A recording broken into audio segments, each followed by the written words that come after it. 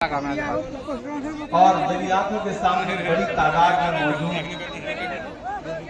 बुजुर्गों, माओ बहनों, नौजवान साथियों, आप बिल्कुल सब्र से काम लें। अभी मैं जा नहीं सकता, जब तक हेलीकॉप्टर गया है देवघर फ्यूल लेने के लिए, वो लौट के आएगा नहीं, तब तक मैं जा नहीं सकता, तब तक मुझे बोलना मेरी मजबूरी है। आप बिल्कुल सब्र से, सुकून से बैठे, मैं खूब देर आपसे गुफ्तगू करूंगा, फिर हेलीकॉप्टर लौट के आएगा, फिर हमें लेकर के अगली सभा के लिए जाएगा। तो पहली बार आपकी फोटो और वो भी आया हूँ अपने साथी के लिए, भाई के लिए, बादल पत्रलेख साहब के लिए। एक तो इनका नाम बहुत प्यारा है, एक ऐसा बादल जो हमेशा मोहब्बत की बारिश करता है, और नाम में पत्र लेख जुड़ा है। दोनों का संधि विच्छेद करिए तो इन्होंने सेवा के नाम पर जो पत्र लिखे हैं सरकारों को, वो आने वाले भविष्य में जो है वो संग्रह की जाएंगी। मैं बादल भाई को बहुत बधाई दूंगा। और ये जो जनता यहाँ पे मौजूद है, मैं यहाँ लैंड किया तो धूप बहुत तेज थी, लेकिन बादल के बोलते ही बादल का साया हो गया और थोड़ा सा मौसम अच्छा हो गया। आदरणीय जिलाध्यक्ष महोदय आपके, हाँ नहीं मैं जानता हूँ, इधर भी थोड़ा सा इधर रहिए, पीछे एक एक आदमी को नजर आने दीजिए, क्योंकि उनकी शिकायत भी जायज है। वो घंटों से इंतजार कर रहे हैं, धूप में, पसीने में। नया पाने की चाहत में पुराना छूट जाता है, नया पाने की चाहत में पुराना छूट जाता है, तुझे अपनाऊं तो मुझसे जमाना रूठ जाता है। मोहब्बत पढ़ने लिखने में बहुत आसान है, लेकिन मोहब्बत को निभाने में पसीना छूट जाता है। घंटों से यहाँ इंतजार कर रहे हैं, मैं आपकी बेचैनी, आपकी बेसब्री को समझता हूँ। और मंच में मौजूद लोगों को भी एक बात समझनी पड़ेगी, ये जो सामने भीड़ खड़ी है, ये है तो हम हैं। हम 3-4 फीट ऊंचे एक मंच पर बैठे हैं, इसका ये मतलब नहीं कि हम ज्यादा अहम या महत्वपूर्ण लोग हैं। असल में महत्वपूर्ण ये है कि 3 फीट 4 फीट नीचे बैठे हुए हैं। ये ना हो तो हमारा कोई वजूद नहीं है, बादल का कोई वजूद नहीं है, इमरान प्रतापगढ़ी का कोई वजूद नहीं है। आपकी वजह से हमारा वजूद बनता है, इसलिए मैं आपकी मौजूदगी को सलाम करता हूँ, आपकी मौजूदगी का शुक्रिया अदा करता हूँ। पहली बार आपके बीच में आया हूँ। आने वाली 20 तारीख को आपको घरों से बाहर निकलना है, प्रोग्राम न सिर्फ जरमुंडी के भविष्य का फैसला करना है, बल्कि झारखंड के भविष्य का भी फैसला करना है। एक तरफ 5 साल आपकी सेवा करने वाला इंसान है, नेक है, शरीफ है, अच्छे हैं, भोले भाले हैं, कभी नफरत की बात नहीं करते। और एक तरफ भाजपा खड़ी है, उनके नेता खड़े हैं। एक तरफ उनके नारे हैं, बटोगे कटोगे, मंगलसूत्र छीन लेंगे, भैंस खोल ले जाएंगे, उल्टा लटका देंगे, ढहा देंगे। और एक तरफ हम क्या नारा लगा रहे हैं, आओ नफरत के बाजार में मोहब्बत की दुकान खोलते हैं। एक तरफ वो है, अगर वो जीतते हैं तो उनकी गारंटी क्या है? उनकी गारंटी है अडानी और अंबानी का कर्जा माफ होगा, और हमारी गारंटी क्या है? हम जीतेंगे तो किसानों का कर्जा माफ होगा। उनकी गारंटी क्या है कि डेवलपमेंट के नाम पे तो कुछ नहीं होगा, आपस में झगड़ा लड़ाएंगे। इस भीड़ में कौन हिंदू, कौन मुसलमान, कौन आदिवासी, कौन दलित, कौन सिख, कौन ईसाई, कितना प्यार से, कितनी मोहब्बत से बैठे हैं, सब एक दूसरे से भाईचारे की बात करें। हर नेता जो आ रहा है वो प्यार मोहब्बत की बात करे। उनके यहाँ जाइए, ये घुसपैठी आ गए, ये हो गया, वो हो गया, इनसे मिलो मत, इनसे जुलो मत, सिर्फ डराने की भाषा इस्तेमाल करते हैं।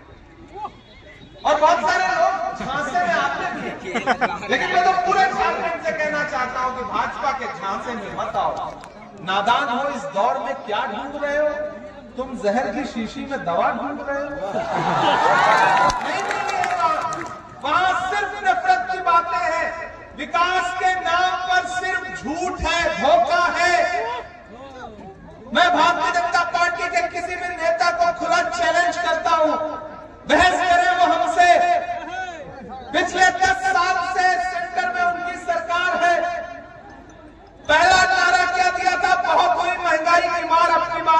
सरकार, याद है ना? 2014 में नारा दिया बहुत हुई महंगाई की मार, अब की बार मोदी सरकार। उधर नारा दिया, उधर जो सरकार बनते ही जो पेट्रोल डीजल 58 रुपए लीटर था वो 100 रुपए के पास पहुंच गया। उधर नारा दिया बहुत हुई महंगाई की मार, अब की बार मोदी सरकार, और जो 400 रुपए का गैस सिलेंडर था वो 1000 के पार पहुंच गया। कथनी और करनी में अंतर देखिए। यहाँ मातृशक्तियां बैठी है, माएं बहनें बैठी है। नारा दिया बहुत हुई महंगाई की बार, अब की बार मोदी सरकार, और जहां जहां भाजपा की सरकारें हैं वहां फिल्में टैक्स फ्री करते हैं और कफन पर जीएसटी लेते हैं, कफन पर टैक्स लेते हैं। मैंने देश की पार्लियामेंट में खड़े होकर जब ये सवाल उठाया तो बगले झांकने लगे, जवाब देते नहीं बना। नारा दिया, क्या नारा दिया? बेटी बचाओ बेटी पढ़ाओ। आजकल यहां भी आकर के भाषण दे रहे हैं प्रधानमंत्री जी ने, पूरी भाजपा ने नारा लगाया बेटी बचाओ बेटी पढ़ाओ। उस नारे का परिणाम क्या हुआ? जरमुंडी वालों, मंटू मोड़ वालों, उत्तर प्रदेश में एक जिला है हाथरस, वहां एक दलित बिटिया के साथ बलात्कार हुआ और जब अस्पताल में उसने दम तोड़ दिया तो रात के 2 बजे उसकी लाश जबरन परिवार की बिना मर्जी के जला दी गई ताकि सबूत मिट सके, ताकि लोगों का गुस्सा न सामने आ सके। ये बात करते हैं बेटी बचाओ बेटी पढ़ाओ। इन्होंने नारा दिया बेटी बचाओ बेटी पढ़ाओ, और जब ओलंपिक मेडल लाने वाली हमारी बेटियां, हमारी बहनें अपना हक मांगने के लिए एक अपराधी के खिलाफ दिल्ली के जंतर मंतर पर धरने पर बैठी तो दिल्ली पुलिस ने उनको किस तरह से घसीटा था वो वीडियो उठा के देख लेना। ये बात करते हैं बेटी बचाओ बेटी पढ़ाओ।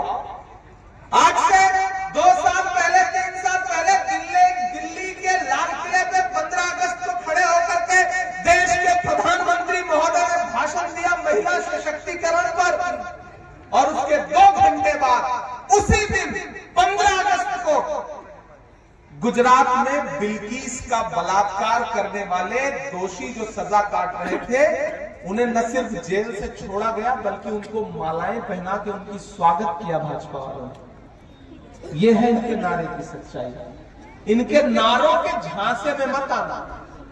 बादल आपके बीच में है, 5 साल आपकी सेवा की है, हो सकता है कभी फोन न उठा पाए हो सकता है छोटी मोटी नाराजगी होती है, हम परिवार में हैं। बादल ने हमेशा जरमुंडी विधानसभा के लोगों को अपने परिवार की तरह महसूस किया। ये जब भी दिल्ली आए और जब भी एआईसीसी में मुझसे मिले तो इनका ये कहना था कि भाई मैं अपने नेताओं से मिलने इसलिए आया हूं क्योंकि मुझे जरमुंडी के विकास के लिए और फंड लेना है, लोगों के काम के लिए मुझे अपनी सरकार से भी लड़ना पड़ेगा तो लड़ूंगा। दिल्ली में भी बैठ करके इस व्यक्ति ने आपके बारे में बात किया। मुझे कभी ये नेताओं की तरह बात करते हुए नहीं लगे, शरीफ इंसान लगे। ऐसे में आज ये आपके बीच में अपना दामन फैला के खड़े हैं, और मैं 1000 किलोमीटर दूर से अगर आपके बीच में आया तो मेरे आने का मतलब समझिएगा, मेरे आने का मकसद समझिएगा। मैं पूरे झारखंड में जा रहा हूं। एक बात आप लोग दिमाग में बिठा लें, हटिया से लेके मांडर से लेकर के इरवा से लेके कांके से लेकर के खिजरी से लेकर के पांकी पलामू मागामा होते हुए जरमुंडी पहुंचाओ। पूरे झारखंड में एक आवाज में इंडिया गठबंधन चुनाव जीतने जा रहा है। सरकार बनने जा रही है, सरकार बनने जा रही है। मंदिरों में भजन चल रहा है, मस्जिदों में दुआ चल रही है। जिस तरफ भी नजर तुम उठाओ इंडिया की हवा चल रही है। भाजपा परेशान हो गई, बौखला गई है। मैं एयरपोर्ट आ रहा था तो एक पत्रकार आए मेरे पास, बोले इमरान साहब 7 जगह पे इनकम टैक्स की रेट पड़ी है झारखंड में, आप क्या कहेंगे? मीडिया के साथी यहाँ मौजूद है। मैंने कहा 7 जगहों पे? बोले हाँ, मुख्यमंत्री के सलाहकार के यहाँ भी इनकम टैक्स की रेट पड़ी है, आप क्या कहेंगे? मैंने कहा ये तो सबसे बड़ा सर्वे और सबसे बड़ा नतीजा है झारखंड के चुनाव का। आप इस रेड से, इनकम टैक्स के छापे से झारखंड के चुनाव के नतीजे का अंदाजा लगा सकते हैं। बोले कैसे? हमने कहा कांग्रेस और जेएमएम गठबंधन जीत रहा है। बोले क्यों? मैंने कहा तभी तो परेशान होकर के इनकम टैक्स वाले भेजे गए।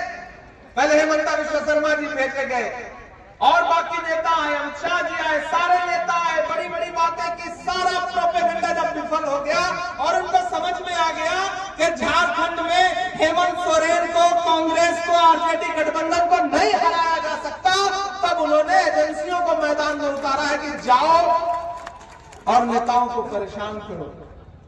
लेकिन ये झारखंड की धरती है। मैंने मीडिया से कहा कि ये झारखंड की धरती है, ये बिरसा मुंडा की धरती है, ये शेख भिखारी की धरती है, ये डरने वाले लोगों की धरती नहीं है। ये भोले भाले लोग हैं, सीधे साधे लोग हैं, एक वक्त का खाना कम खाएंगे, लेकिन दिल्ली वालों के सामने सर झुकाने वाले लोग नहीं है।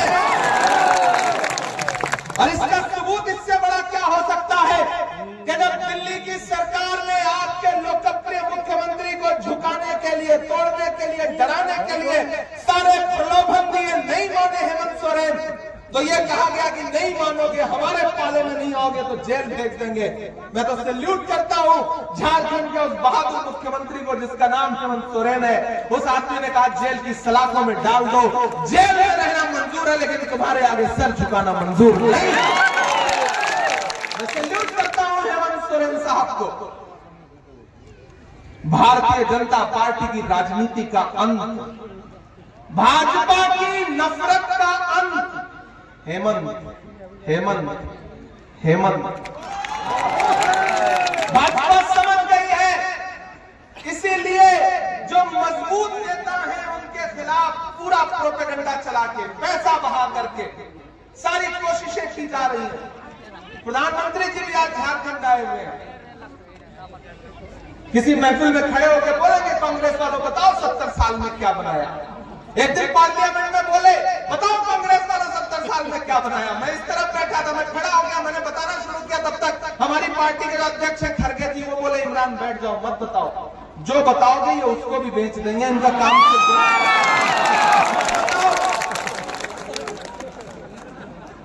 मैं चुप हो गया।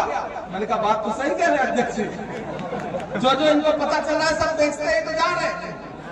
दिया क्या, वो कह रहे हैं आएंगे, ये नहीं बताएंगे कि हमें झारखंड के लिए क्या करना है, ये नहीं बताएंगे कि हम डेवलपमेंट ये करेंगे, रोजगार देंगे, नौकरी देंगे, इस पर वोट नहीं मांगेंगे। आपसे आएंगे, कहेंगे कि आपके पड़ोस में मुसलमान रहता है, उससे डरो, इसलिए मुझको वोट दो। यार ये झारखंड है, सीधे साधे लोग हैं।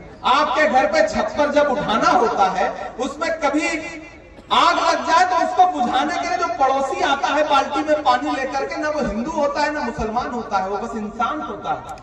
क्यों लड़ाना चाहते हो? ये भोले भाले लोग हैं, ये सीधे सच्चे लोग हैं, आप इनको डराना चाहते हो? सदियों से एक दूसरे के साथ रहते आए हैं, कौन हिंदू कौन मुसलमान। सुबह जब चाय की दुकान पर बैठ के आप चाय पीते हैं तो कोई एक दूसरे का नाम पूछता है क्या? नहीं ना। इनके झांसे में बताओ, महान बादशाह सिकंदर ने जब यूनान फतेह किया तो यूनान जीतने के बाद वो जीत का जश्न मनाने के लिए शहर की सड़कों पर निकला, तो उसने देखा कि पूरा शहर जश्न मना रहा है, लेकिन एक फकीर आदमी है, संत आदमी है, वो सड़क के किनारे चादर तान के सो रहा है। सिकंदर को गुस्सा आया, सिकंदर अपने घोड़े से उतरा, उस फकीर के पास गया, उसे सोता हुआ देख करके गुस्से में आया और जोर की एक लात मार के कहा कि क्यों रे फकीर, मैंने शहर जीत लिया है, लोग जश्न मना रहे हैं और तू सो रहा है। उस फकीर ने उम्मीदी आंखों से सिकंदर की तरफ देखा और देख करके कहा कि शहर जीतना बादशाहों का काम है, लेकिन लात मारना तो गधे का काम है। क्या ऊपर वाले की दुनिया में इंसानों की इतनी कमी हो गई है जो उसने बादशाह लात मारने वाले के हाथ में सौंप दी? बताइए, नफरत की लात मार रहे हैं कि नहीं हमको आपको? 2 करोड़ रोजगार देने का वादा किया था प्रधानमंत्री जी ने 2014 में, 10 साल हो गए 2024 में, यानी 20 करोड़ नौकरियां। और अब जब आप नौकरी मांगते हो तो कहते हैं कि पकौड़ा तलो। अब एमए करके, बीए करके, एमटेक करके, बीटेक करके ये जो नई नस्ल खड़ी है, ये नौजवान साथी पकौड़ा तले। खुद तो डिग्री मांगो तो दिखाएंगे नहीं और प्रधानमंत्री बन जाएंगे, और आपसे कहते हैं डिग्री लेकर के आप पकौड़ा तलो। कैसे काम चलेगा आप बताइए। इनके झूठ के चक्कर में नहीं आना है। मैं तो इस बीच जब पार्लियामेंट में खड़ा होता हूं तो उनके भाषण याद दिलाता हूं, उनसे कहता हूं कि याद है आपको 2014 में आप कहते थे भाइयों बहनों मैं देश नहीं रुकने दूंगा, तिजोरी की चाबी मेरे हाथ में सौंप दो, मैं चौकीदारी करूंगा। तो वो चुप हो जाते हैं। तब मैं उनसे कहता हूं कि कहां सोया है, कहां सोया है चौकीदार। इसको थोड़ा कम कर दिया, बहुत ज्यादा कर दिया। इतना इको तो हेमंत विश्व शर्मा नहीं बर्दाश्त कर पा रहे, हम कैसे कर पाएंगे। कहां सोया है चौकीदार, कहां सोया है चौकीदार। वो जरा मुझे गुजरात का, मैं झारखंड में जहां भी जा रहा हूं ना, भारत का नक्शा लेके जा रहा हूं और उसका कारण बताता हूं। मैं ये नक्शा लेकर के पूरी जितनी भी विधानसभाओं में जा रहा हूं, मतलब उनका एक झूठ मीडिया के साथी सुने, हेमंत विश्व शर्मा जी आगे क्या करें, घुसपैठ हो रही है, घुसपैठ हो रही है, दूसरे देश से लोग झारखंड में आ रहे हैं। ये भारत का नक्शा है, इसमें ये झारखंड है। मैं हेमंत विश्व शर्मा जी को और पूरी भाजपा को चुनौती देता हूं कि झारखंड की कोई भी सीमा किसी दूसरे देश से जाकर मिलती ही नहीं है। तो जब किसी दूसरे देश से सीमा मिलती ही नहीं तो घुसपैठ कैसे हो गई?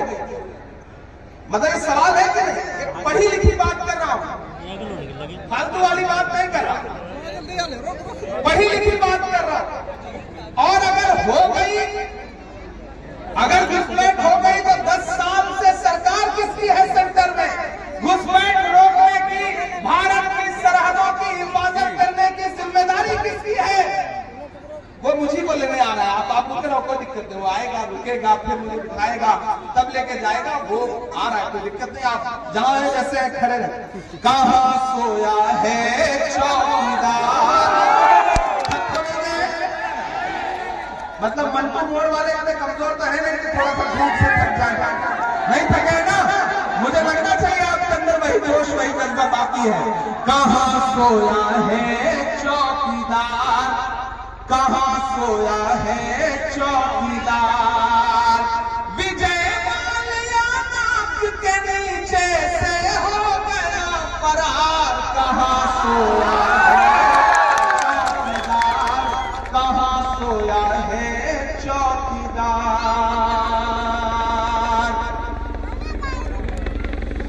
आ जाने दीजिए, क्योंकि बहुत धूल उड़ेगी, तो इसलिए आप जहां ऐसे खड़े रहिए, उधर जाएंगे तो धूल उड़ेगी बहुत ज्यादा। क्या करते हैं, पानी मतलब पिलाने के लिए आया हूं, पीने के लिए थोड़ी आया।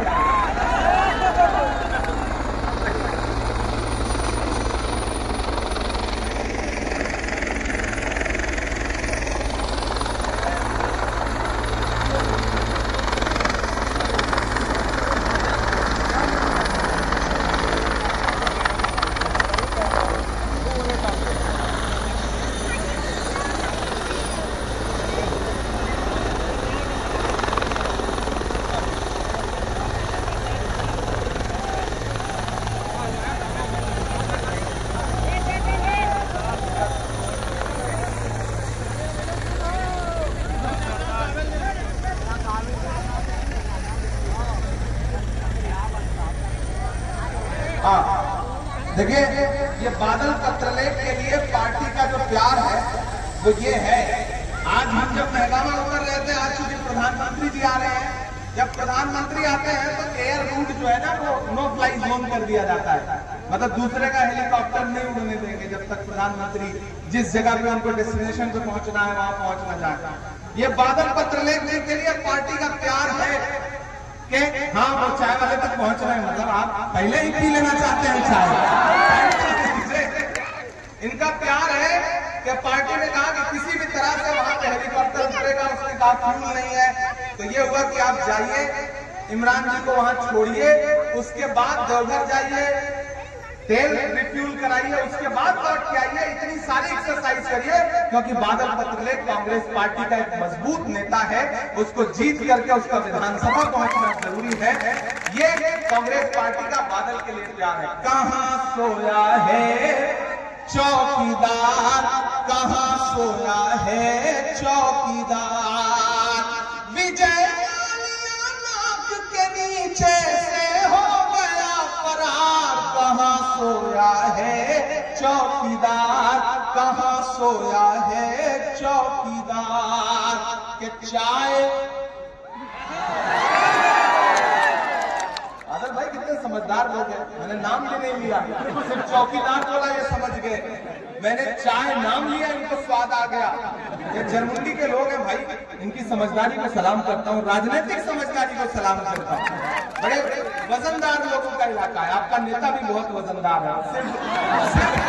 सिर्फ शरीर का वजन मत देखना, इनका सियासी वजन भी बहुत मजबूत है पार्टी में। एक बार जोरदार ताली बजाइए बादल पत्रलेख जी के लिए। चाय बेचने वाला पूरा भारत बेच रहा है। बेच रहा है कि नहीं बेच रहा है? बेच रहा है कि नहीं बेच रहा है? कि चाय बेचने वाला पूरा भारत बेच रहा है। इसी काम में हासिल से महारत बेच रहा है। कि रेल बिक गई, तेल बिक गया, बिका हवाई अड्डा। अगली लाइन पर तैयार रहना जरमुंडी वालों, आपकी तालियों का शोर दिल्ली तक जाना चाहिए। कि रेल बिक गई, तेल बिक गया, बिका हवाई अड्डा। सब कुछ बिकता देख के खुश हैं अपने जेपी नड्डा।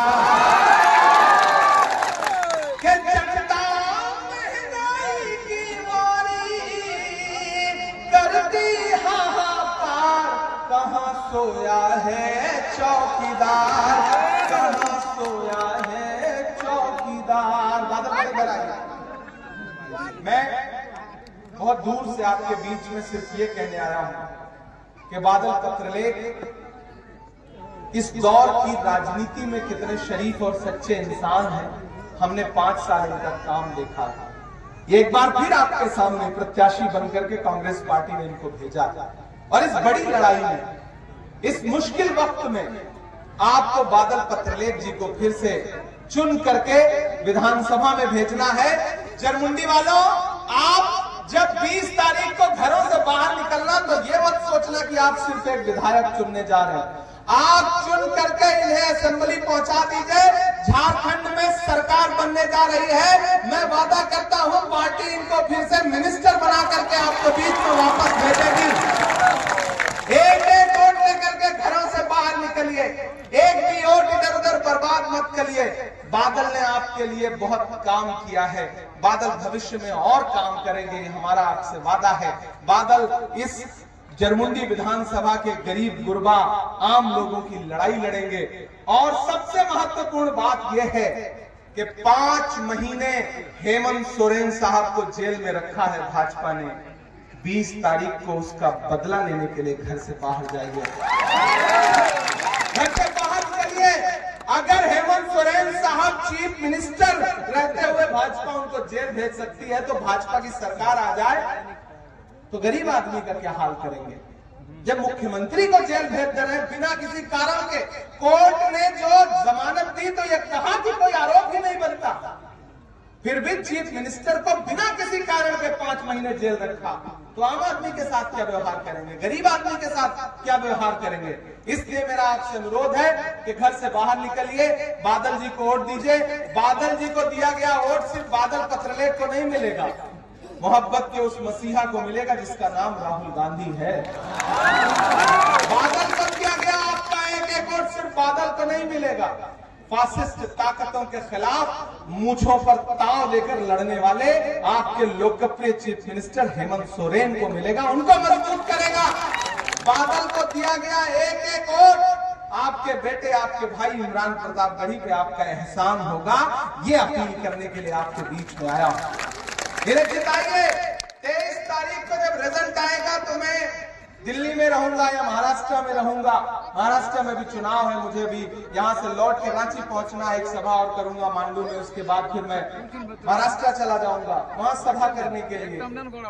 ये जो अपनी नींद, अपना सुकून, अपना चैन कुर्बान करके हम सारे लोग गांव-गांव जाके लोगों को समझा रहे हैं, ये सिर्फ इसलिए क्योंकि हमें डॉक्टर बाबा साहब अम्बेडकर का संविधान, मौलाना आजाद के सपने, पंडित जवाहरलाल नेहरू के उसूल और महात्मा गांधी की दी हुई आजादी हमें बचा के रखना है। इसलिए हम ये लड़ाई लड़ रहे हैं और आपसे भी अनुरोध है कि इन्हें जिता के भेजिए। अगली बार आऊंगा तो खूब सारी शायरी आप लोगों को सुनाऊंगा।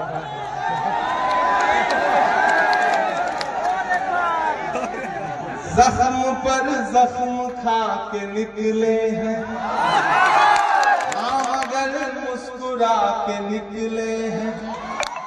एक दिन पार्लियामेंट में हम लोग एक मुद्दे पे आवाज उठा रहे थे, सस्पेंड कर दिया गया हम सारे लोग। 146 MP एक साथ सस्पेंड कर दिए गए। मैं बाहर निकला तो मीडिया के साथियों ने कहा सस्पेंड हो गए, तो मैंने मुस्कुराते हुए कहा कि इस दौर में अगर सस्पेंड ना हुए होते तो हमारा नाम बुज़दिलों में लिखा जाता।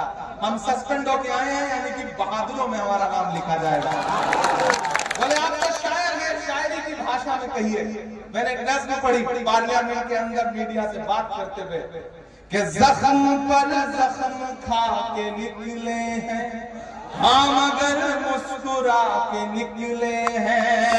सर झुकाने का हुक्म जब आया,